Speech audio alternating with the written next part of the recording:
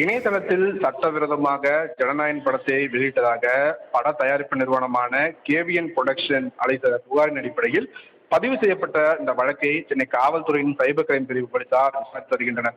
இந்த வழக்கில் சேலம் மாவட்டம் மேட்டூரை அடுத்த எரகொண்டாப்பட்டியைச் சேர்ந்த பிரதீப்குமார் என்பவர் முன்ஜாமீன் கோரி தாக்கல் செய்த மனு நீதிபதி சி குமரப்பன் முன்பு விசாரணைக்கு வந்தது.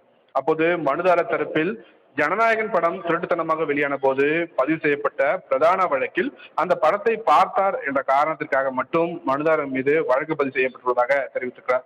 படம் கசிந்த விவகாரத்தில் ஒருவர் கைது செய்யப்பட்ட போது சாட்சியாக இருந்த மனுதாரர் மீதே வழக்கு பதிவு செய்யப்பட்டுள்ளதாகவும் முதலாவது குற்றம் சாட்டப்பட்ட நபர் என்ற குற்றத்திலிருந்தே விடுவிக்கப்பட்டு விட்டதாகவும் மனுதாரர் தரப்பில் வாதம் வைக்கப்பட்டது.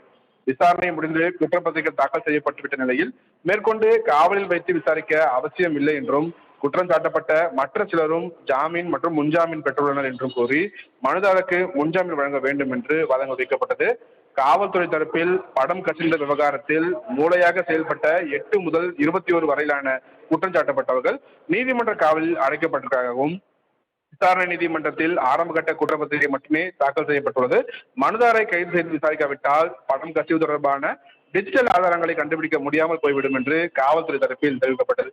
படத்தின் சட்டவிரோத வெளியீடு அதிகம் பேர் பார்த்து படக்குழுவினருக்கு கணிசமான இழப்பை ஏற்படுத்துவது மனுதாரரும் இந்த வழக்கில் முக்கிய குற்றச்சாட்டப்பட்ட நபர் என்பதால் அவரது முன்ஜாமீன் மனுவை தள்ளுபடி செய்ய வேண்டும் என்று காவல்துறை தரப்பில் வாதங்கள் வைக்கப்பட்டது. இரு தரப்பு வாதங்களும் கேட்ட நீதிபதி சி குமரப்பன் வழக்கில் குற்றம் சாட்டப்பட்டவர்களில் சிலர் ஏற்கனவே சட்டப்படியாக ஜாமீனில் விடுவிக்கப்பட்டுள்ளனர். இறுதி அறிக்கை தாக்கல் செய்யப்பட்டுள்ளது. ஒருவர் கைது செய்யப்பட்ட போது காவல்துறை தரப்பு சாட்சியாக மனுதாரர் இருந்ததிலிருந்தே அவர் விசாரணைக்கு ஒத்துழைத்துள்ளார் என்பது தெரிய வருகிறது. பட தயாரிப்பு நிறுவனத்திற்கு இழப்பை ஏற்படுத்துவது என்பது கவலைக்குரிய விவகாரம் என்பதில் சந்தேகமில்லை.